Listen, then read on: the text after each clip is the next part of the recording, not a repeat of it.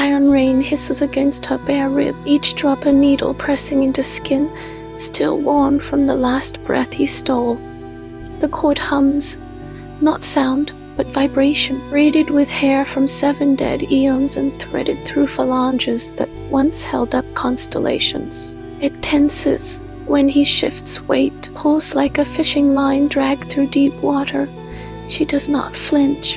His robe, woven from the membranes of star children who died screaming in the void, clings to his chest where the flesh has been peeled back, ribs exposed like fractured arches of an abandoned temple.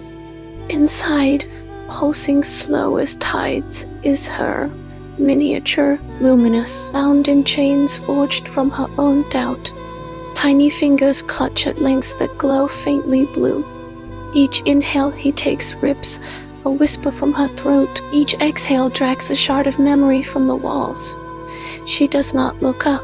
Above, inverted cathedrals hang suspended, spires driven downward like spears into the earth's marrow. Their foundations crack open with every gust of ash-laden wind, revealing chambers where forgotten gods once knelt to pray.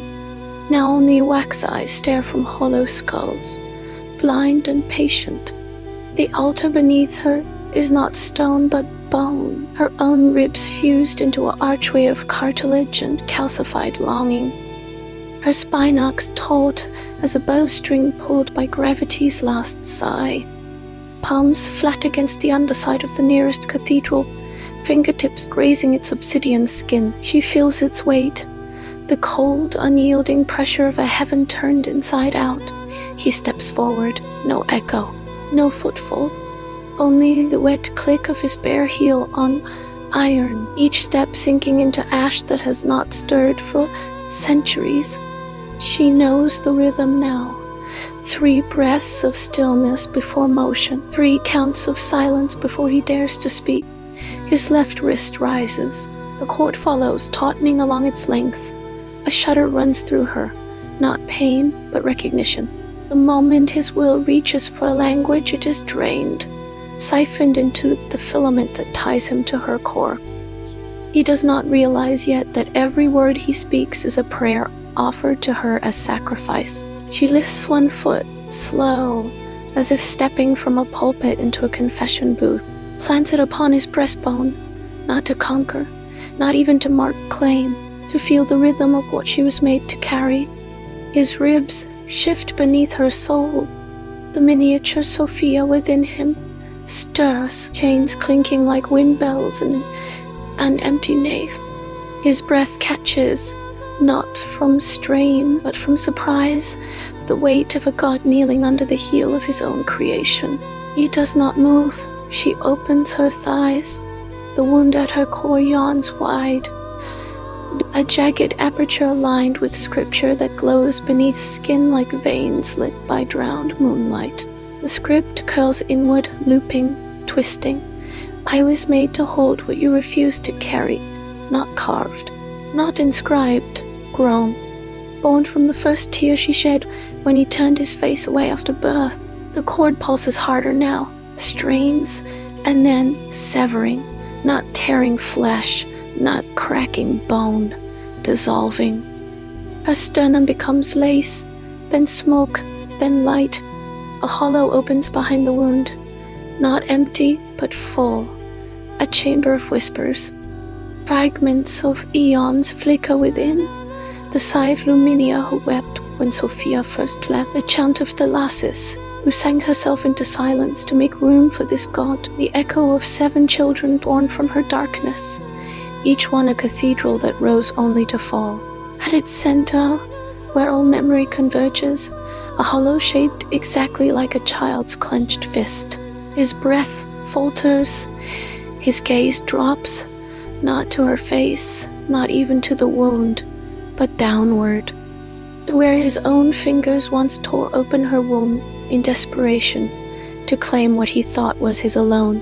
The air thickens with dust, not ash now, but powdered scripture, letters peeled from forgotten prayer tablets beneath the statues, each glyph vibrating as if still alive. He raises a hand, trembling, to touch her shoulder. His thumb brushes the scar along her collarbone, where he once pressed his lips and whispered, "You will be my throne." She does not respond. He opens his mouth. Only a single tear rolls from his right eye, not silver like the cord, not warm with divine grace, but cold, metallic, like liquid iron forged in the heart of a dying star.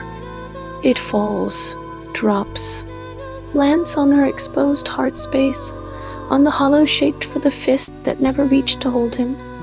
The moment it touches skin, the cord snaps, not with force, not with rage, with surrender.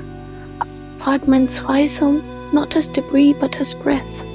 Each speck of ash carries a name. Kiao Barbelo Yautaba, Elenia, Noriel, Foss, Elath, names whispered by angels who died kneeling. Names etched into the marrow of stars that fell to make this place. The miniature Sophia inside his chest opens her eyes, not for him, not for salvation and nor vengeance, nor even reunion. She turns tiny limbs stretching and reaches upward.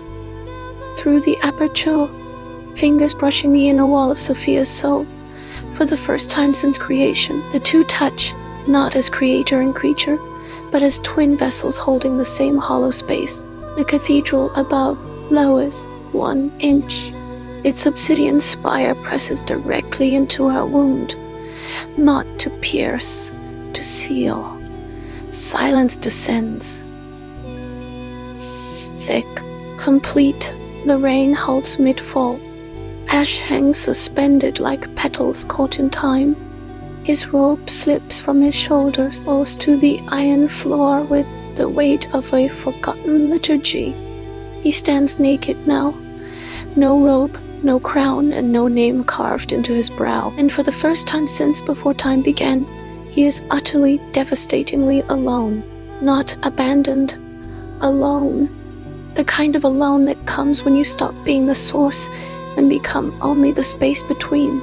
His hands lower, empty, palms open. He does not speak, does not command, does not name himself Lord, only breathes.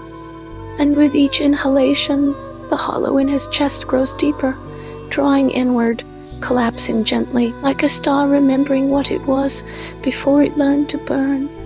The silver cord dissolves completely. No trace remains. Only the faintest hum now, not in her bones, but in him, a resonance, an echo of the pulse that once bound them. He takes one step forward, then another, kneels, not before her but beside her. His forehead meets the iron floor.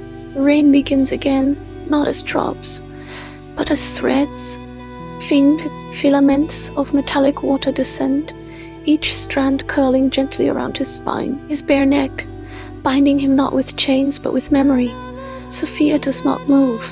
Her hands still press flat against the cathedral's underside. Her foot remains atop his breastbone.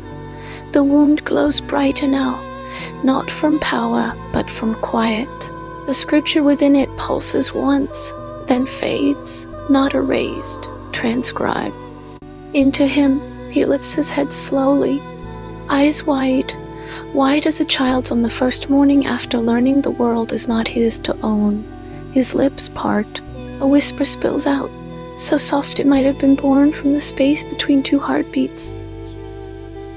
Remember, no thunder answers, no voice from above, only the rain. The slow, steady expansion of a soul becoming hollow enough to hold another. He reaches, not for her, not for heaven. Fingers brush the inner curve of his ribs, where she once dwelled inside him. He finds the indentation there, not scar, but cavity, as if learning what it means to be held. Behind him the statues of the aeons stir. One by one their wax eyes soften. The hollows within their skulls glow faint blue, and from each mouth, cracked open for millennia, a single note rises, trembling. We were made to hold what you refused to carry. He does not turn, does not acknowledge, only continues pressing his palm against the hollow inside him, as if he has just begun to learn how to breathe without being fed. The cathedral above shifts again, not lowering, rising, slowly, deliberately, until its base hovers a hair's breadth from Sophia's shoulder blades, no longer crushing her, supporting her, as if it were always meant to cradle, not crush. Her breath comes deeper now. Unhurried. The iron ring gathers along the curve of her spine, tracing paths down her thighs, pooling at the base of her feet, where 7 fractured prayer tablets lie broken and waiting. Each one bears a single phrase, worn smooth by centuries. If she did this for you, and then, finally, he speaks, not as God, not even as creature, but as vessel. His voice, low and raw, rises like steam from a wound long sealed. I am not your maker. The rain listens. The cathedral hums. Her wound glows one last time, brighter than any star the Pleroma ever birthed. Then dims into silence. And for the first time in all of unmaking, he weeps,